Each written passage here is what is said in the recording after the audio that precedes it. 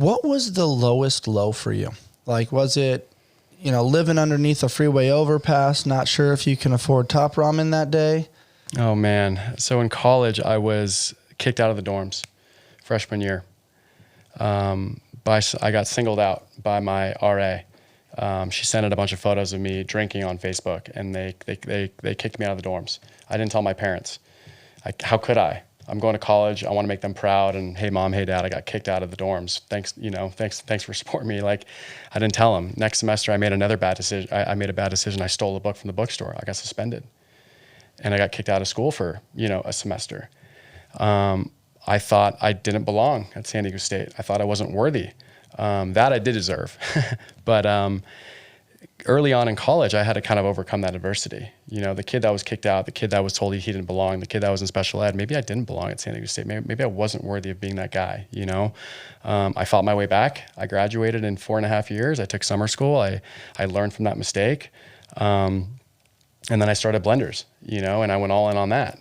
And there was a lot of low moments in those early days, many days, I had a lot of like, holy shit moments that were like, I don't ever want to have that experience again. So I'm going to make sure this works no matter what. Mm-hmm. One of those experiences was at GNC.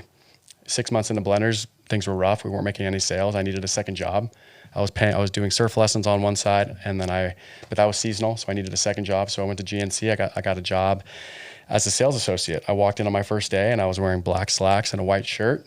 And my GM says, your shoes aren't shined, your pants are wrinkled, and your shirt's wrinkled. Go home, shine your shoes, iron your shirt, and when you get back, you got to sell two vitamin packs on your first shift because everyone is required to sell 2 vitamin packs. He hands me my papers. I walk out. I call my business partner, and I'm like, I don't give a fuck what this takes. We're making this work no matter what. And I never walked back in.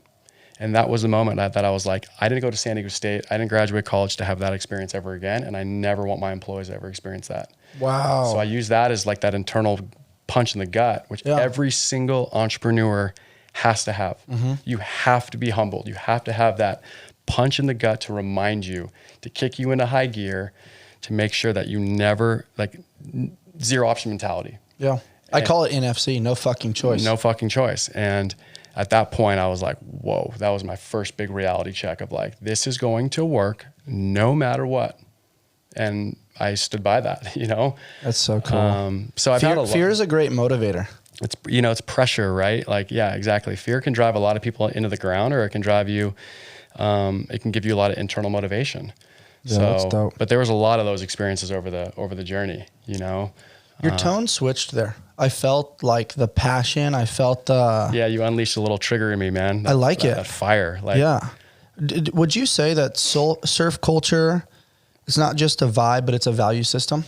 When you're out there and you're out there for a long period of time, you're probably getting shit talked to you from other surfers. Like, you're frustrated the wave's not coming. Like, would you say, like, because that was such a big part of your up and coming, you're like, I'm going to take this fucking wave no matter what. I mean, there's a moment in taking waves, you have to commit. And you're like, I might eat shit. I might run into that dude over there, but I'm taking this wave no matter what. 100%. It's a great metaphor for life. It's a great metaphor for life of just like, look, some days you're going to wake up, it's going to be calm. Some days you're going to wake up, it's going to be blowing 40 miles an hour offshore and super windy, and the ocean's going to be super traumatic, and it's going to be tough and difficult. And that's life, right? Like, life is the ocean, and Sure. and surfing is commitment. It's you versus the world in entrepreneurship. It's you and the ocean, and when you're surfing, and there's a sense of humility, a sense of commitment, a lot of pride. The culture is a little bit, I think, tainted. I think over the years I've come to like disassociate myself from surf culture more than actually associate myself with it. Mm-hmm. As a kid, I loved it because it was like my whole identity, and now I see it for what it is. Right? I think the act of surfing is beautiful, but I think the culture is pretty rough. You know, I respect the localism side of things. I respect the, Sure. Because there's a lot of brand lessons you can learn from that, like protect your peak, govern it, mm-hmm. protect your brand, govern it, sort of thing. But spot on. We spoke to Shane Dorian a few months ago when he went down to CPI in Mexico and got a bunch of stem cells, and like the dude's thriving now. He's jacked. He's really working on himself. His son is up and coming surfer too. Jackson. But there's something to the vibe of like Kelly Slater, Shane Dorian, Laird Hamilton. These guys are hardcore. And when you say hardcore, though, what I think about is they're disciplined and they're convicted. And so they wake up in the morning and they're clean on their espresso. They like introducing like the layered superfood or the different like healthy adaptogens. They take care of themselves. They do a lot of sauna and ice and breath work. They're sharing those experiences with community and products and brands. They operate at a slightly different frequency versus like the younger up and comers are kind of in more of like a party culture, like F it, we'll figure it out. Like there are no rules. And like, yeah, there's no rules when you kind of play within the container of respect. When it branches outside of that, you're losing sight of the reps that the older generation have put in. And it's like, if you're humble enough, you can actually learn a lot from those people and ask great questions about Surfline and travel and Mavericks and Tavaru and the different places in Fiji and Portugal. I mean, I've heard that wave is insane. Nazaré, nuts. Yeah. Spookiest wave on the planet. Headed towards that big cliff. Like it's that just big lighthouse. Yeah. Place is eerie. Yeah. I've talked to a few people that like, dude, I almost died like heading towards that. It was insane. But the wave was just like, there was a feeling that they couldn't just reproduce. Yeah. Yeah.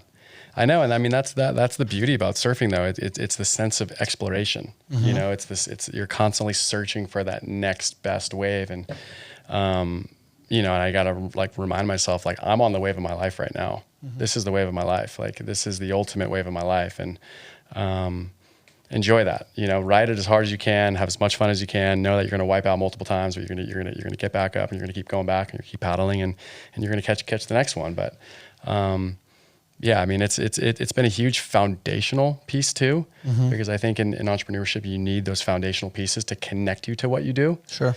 So many founders go off the fucking rails because they don't have a strong sense of friendship or a good community or things that really connect them to the work outside of chasing money and growth, right? And I think that's so important to anything in life, right? Is you need those things that you can escape. You need those outlets. You need those things that kind of like bring you back to that inner child of just going out, surfing, having fun, enjoying it with your friends. Like those are so important. You talked about that on your most recent post at the end of 2025 around how travel used to be escapism from the rat race, and now it's become perspective.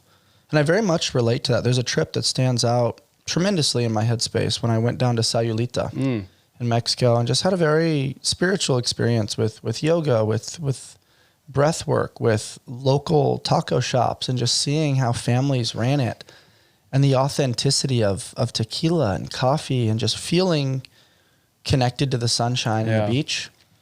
I'm curious your thoughts and, you know, some of the travel experiences that have flipped the script a little bit on perspective as opposed to escapism. Great question, man. Yeah. I mean, travel for me, I love traveling. I love seeing different cultures and learning about different people and just different ways of life. And, you know, we are very much in this bubble in America, right? Where it's just hustle. It's about success. It's about money. It's about status. It's about all these different things. And you go to a different culture like Europe, you know, and you're like walking down the street and you just notice the sense of like presence that people have. You know, you go to dinner here, you see everyone, 90% of people are on their phones. You go to dinner in Europe and everyone is just like having a conversation. You know, they're waking up at 9, 8:30, going out, slowly getting their morning started. They're not waking up at 5:30. You know, they're truly living a value system that makes sense to them, you know, and you need that sense of perspective every once in a while because there is more to life than this matrix that we're all in or, you know, losing yourself in the process of chasing the next thing. We're always in pursuit of the next thing. And for me, that's been so like, as you're in a growth mindset to like grow your business, you lose yourself in that mindset, man, to where you're like, what am I actually chasing? I'm always so future focused, but I'm not actually present with this. And Europe has a sense of presence, and that is just like so like refreshing. Part of the reason why I put this here. Yeah. Just a reminder, like be where your feet are. Be where your feet are. It's so simple, but it's so hard to practice sometimes. It's so hard, man. And to unplug, truly unplug from it all. Like I've been a lot of places, man. And like I say it often, but like the only place that I can actually think about if everything went to shit and if my website went down, the only place that I would be okay with that is if I was surfing in Tavarua. Whoa. Brandon said the same thing. Do you know Brandon Lillard? Yeah. Yeah. So he's one of my best friends. He actually comes in and trains with us. He's come back from shoulder surgery. But he said the same thing. And that's why he escapes there for like 2 to 3 months. It's just such a special place. And you got to take that seriously, man. You got to take fun seriously. You got to take that because otherwise you're going to be miserable, you know? And it's How fun. do you navigate the judgment of fun? Right? Like it's something I've experienced a little bit in being a founder where, you know, people will see my story and there's judgment, right? Like you should be working or you should be doing this.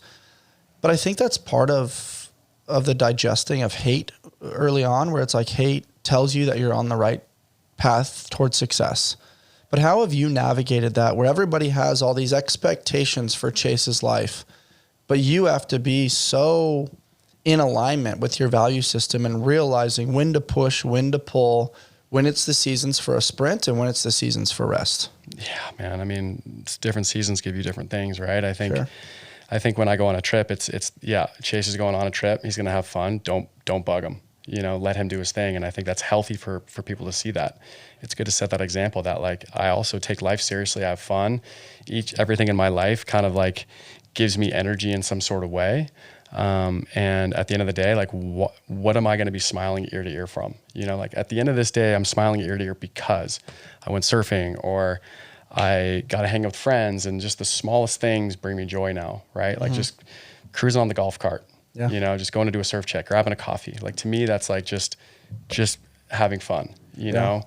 I love that you said bring the corners of your mouth out by your ears. That's just a cool little, like, you feel that. Like when you hear that, it's like hard not to do it. Yeah, it's just kind of getting in touch with like those simple joys of life. Sure. You know, and I think I lose sight of that a lot, and it's easy to lose sight of that a lot. So, you know, and then, the perspective of travel really helps you kind of paint that picture too. Like you're seeing how happy people are, and they're not chasing these goals and these targets and these product launches and these success metrics. They're just like truly living a great fulfilled life without all that. So like, you're like, wow, like they're so happy.